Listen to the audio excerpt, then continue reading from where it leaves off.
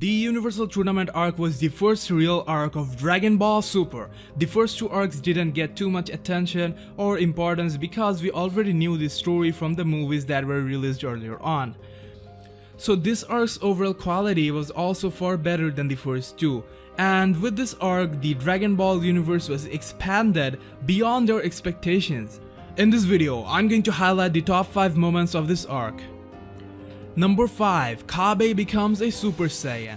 Cabe is a Saiyan from the planet Sadal of Universe 6. In the Universal Tournament, he fought against Vegeta. His stance and fighting style was very similar to that of Vegeta's. He even used Vegeta's signature move, the Gullet Gun.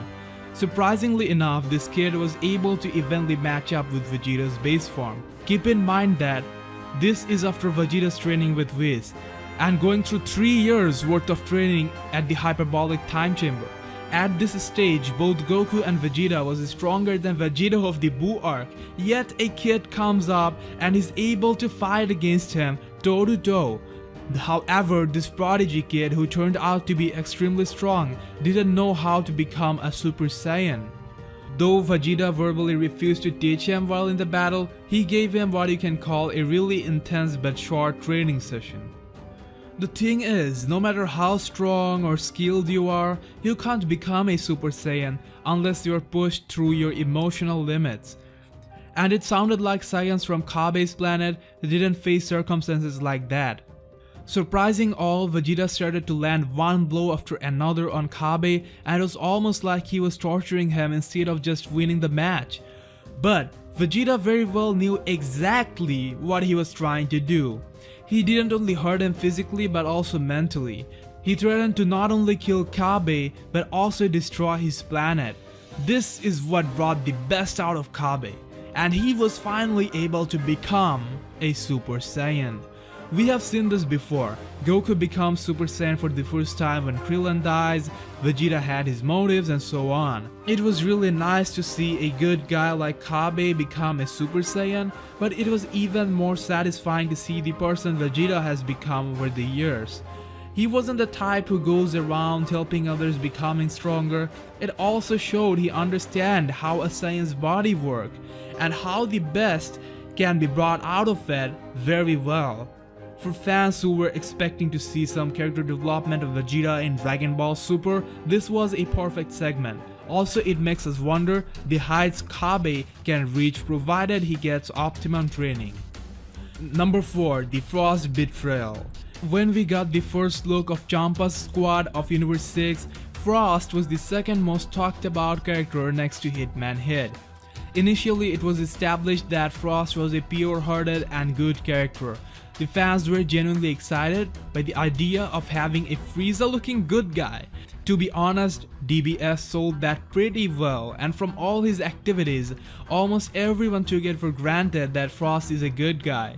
But later he got exposed as a cheater who used Poison Needle to defeat Goku.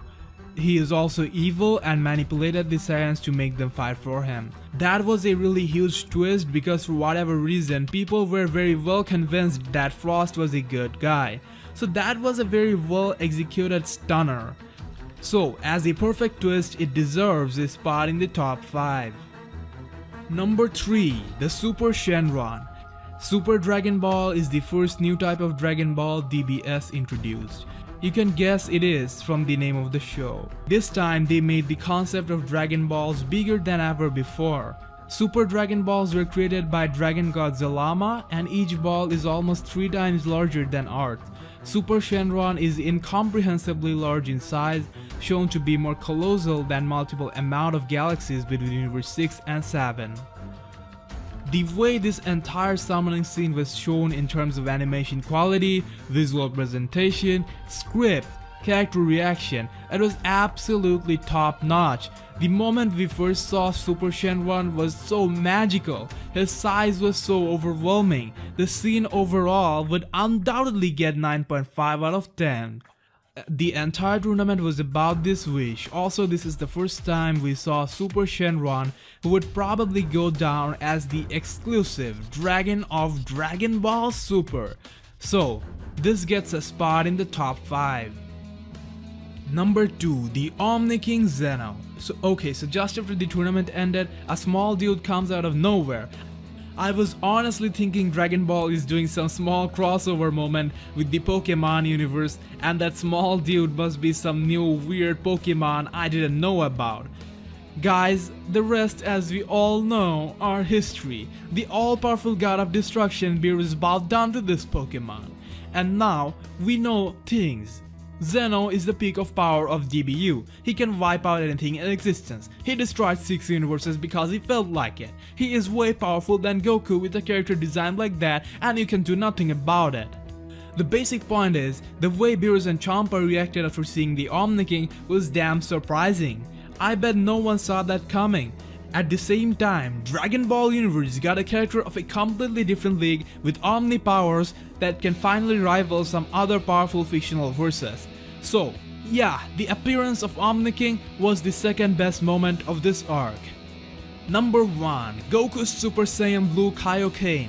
Goku vs Hit really felt like the first real match of DBS. Even before Goku used the Kaio-ken, the match was a 4-star material. And then, when Goku used Kaio-ken over Super Saiyan Blue, oh gosh, that was a historical moment.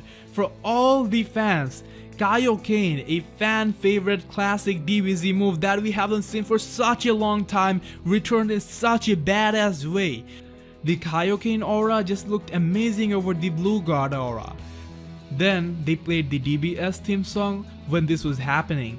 The moment was just so intense and amazing. Back then, it was the only time I and many others really felt the same kind of joy we used to feel while watching DBZ. So it was undoubtedly the most enjoyable moment of the Universal Tournament arc. I personally think it was the top moment. Anyways guys, do let me know what you think and your favorite moment of that arc, if you want to add or deduct something from this list, and so on. Check out other videos of mine as linked in the description down below. See you in the next Dragon Ball video.